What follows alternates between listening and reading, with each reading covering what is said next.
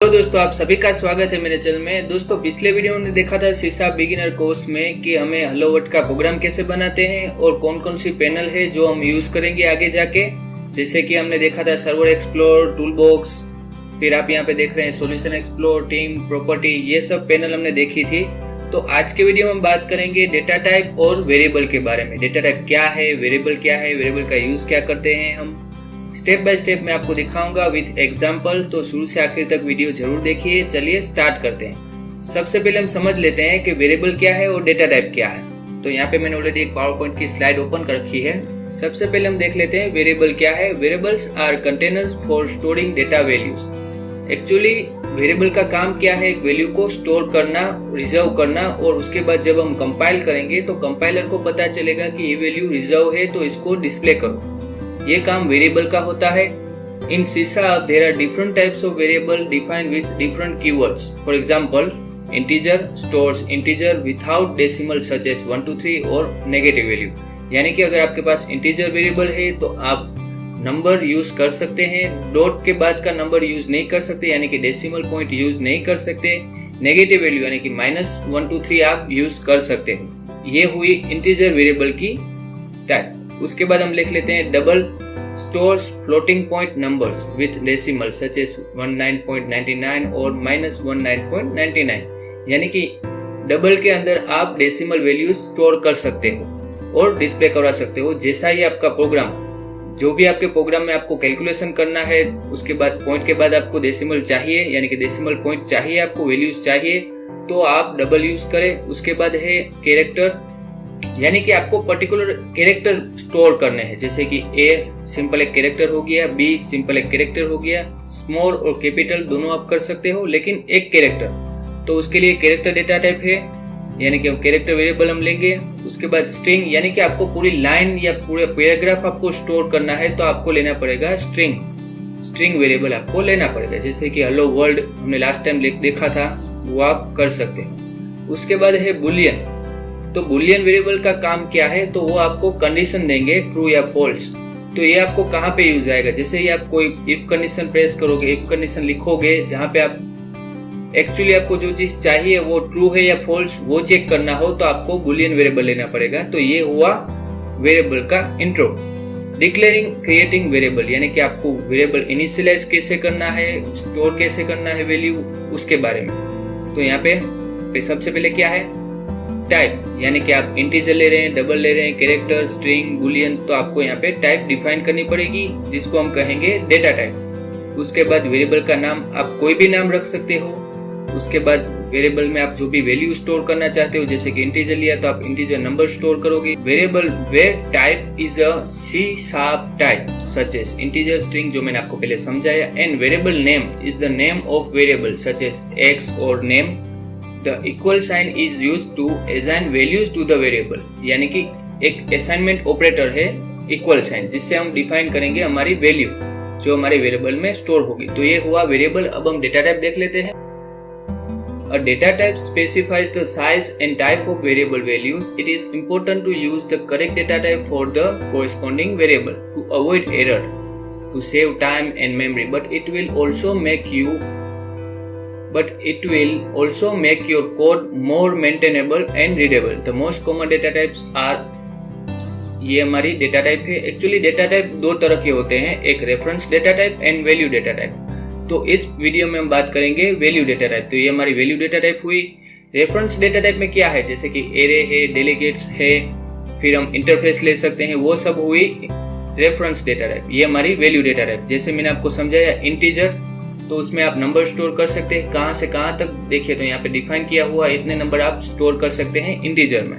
उसके बाद लॉन्ग में यहाँ पे साइज भी डिफाइन की हुई है। लॉन्ग में आप 8 बाइट्स स्टोर कर सकते हैं, यानी कि इतनी वैल्यू आप लॉन्ग में स्टोर कर सकते हो, यानी कि पूरे प्रोग्राम में इतनी वैल्यू कहीं पे नहीं आएगी। तो आप डबल लॉन्ग आपके लिए बेस्ट है। अगर आपको डेसिमल के बाद की वैल्यू ना चाहिए तो आप लॉन्ग यूज कर सकते हैं। उसके बाद फ्लोट में, वो भी एक डेसिमल है, जहाँ पे आप डेसिमल डिजिट स्टोर कर सकते हो, डॉट के बाद वैल्यू डाल सकते हो। 4 बाइट है।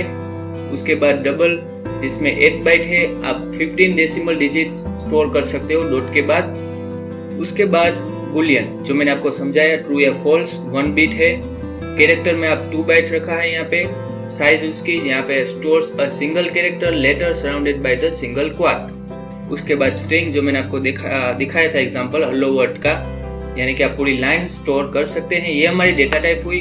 तो चलिए हम एक एग्जांपल ही ले लेते हैं, आपको एक प्रोग्राम दिखा देता हूँ, सब वेरिएबल हम यूज करेंगे। तो चलिए स्टार्ट करते हैं। तो सबसे पहले हमारा प्रोग्राम है, वहां पे गए हम। सबसे पहले हम यहाँ पे इंटीजर वैल्यू स्टोर करते हैं, यानी कि आपको यहाँ पे लेना पड़ेगा इंटीजर कीवर्ड, उसके बाद वैल्यू यानी कि हम लेते हैं ए हमारा वेरिएबल नेम है, उसके बाद यहाँ पे हम वैल्यू देते हैं 3 4 2 3 4 5 और यहाँ पे सेमीकोलन। तो देखिए यहाँ पे एक लाइन आ गई है, क्योंकि हमने ये वेरिएबल यूज नहीं किया है इसलिए यहाँ पे लाइन आ गई है। तो हमें एक वार्निंग डिस्प्ले होगी, तो हम वेरिएबल का यूज करेंगे लेबल। यहाँ पे हमने ऑलरेडी लेबल ले हुए हैं हमारे प्रोग्राम में, लेबल 1.text इक्वल टू ए, यानी कि हमारा जो वेरिएबल है वो।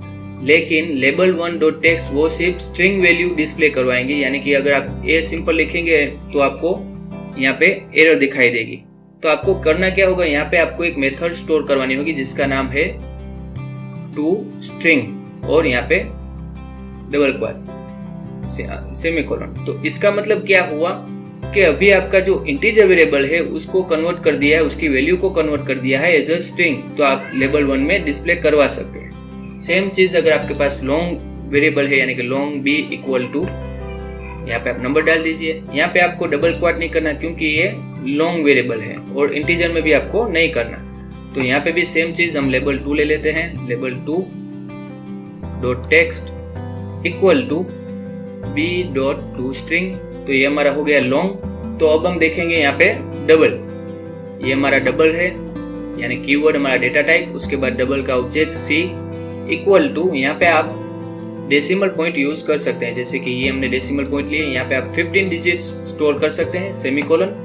तो ये हमारा स्टोर हो गया। अभी हम ये ले लेते हैं लेबल 3 में, लेबल 3.text इक्वल टू यहाँ पे c.toString। तो ये हमारा डबल हो गया। अभी हम यहाँ पे स्ट्रिंग लेते हैं, string variable str equal to this is example और यहाँ पे सेमीकोलन। इसको भी हम लेबल 4 में स्टोर कर देते हैं, लेबल 4.text इक्वल टू, यहाँ पे आपको कन्वर्ट करने की जरूरत नहीं है क्योंकि ये बाय डिफॉल्ट स्ट्रिंग है, सेमीकोलन। कैरेक्टर स्टोर करना है, कैरेक्टर लिया, यहाँ पे आएगा d इक्वल टू, यहाँ पे आपको सिंगल क्वाड करना है। देखिए स्ट्रिंग में डबल क्वाड है और कैरेक्टर में सिंगल क्वाड, यानी कि हम यहाँ पे एक कैरेक्टर दे देते हैं g और यहाँ पे सेमीकोलन। इसको भी हमें डिस्प्ले कराना है, तो हम क्या करेंगे, label 5.text equal to d.toString। तो ये कैरेक्टर कन्वर्ट हो गया स्ट्रिंग में। अब हमें क्या करना है, बुलियन वैल्यू लेनी, यानी कि बुल, यहाँ पे हम लेते हैं e इक्वल टू ट्रू और यहाँ पे हम एक कंडीशन रख देते हैं इफ।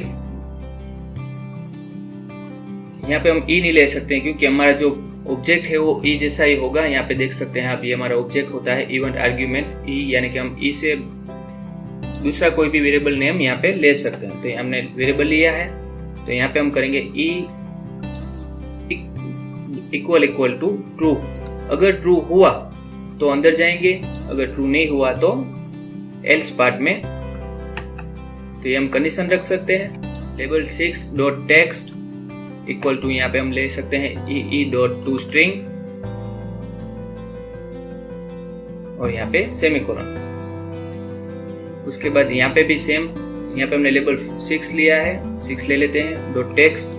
अगर फॉल्स हुआ तो आपको यहाँ पे फॉल्स कंडीशन मिलेगी, यानी कि फॉल्स लिखा हुआ मिलेगा। तो यहाँ पे आप कोई भी ब्लॉक रख सकते हैं, अगर आपको कंडीशन रखनी है ये तो आप यहाँ पे यूज कर सकते हैं। यहाँ पे आपको जो भी डिस्प्ले करवाना है करवा सकते हैं। तो ये हमने इनिशियलाइज किया, वैल्यू डिफाइन की और हमने डिस्प्ले करवाया।